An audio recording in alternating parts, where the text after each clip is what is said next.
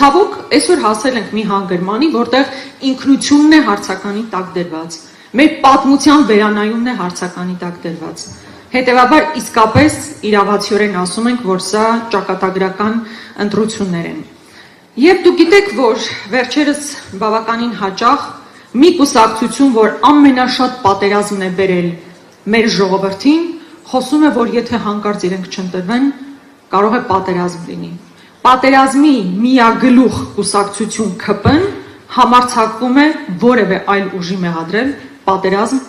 լինելու մեջ, ինչը ուղղակի եզակի ցինիզմ է, հատկապես մեր ուժին, ում առաջնորդի ժամանակահատվածում, պարոն նախագահի առաջնորդության ժամանակահատվածում ընդհանրապես պատերազմներ չեն եղել։ Այսօր ինչ են ասում, եկեք մեզ քվեարկեք, որ խաղաղություն լինի,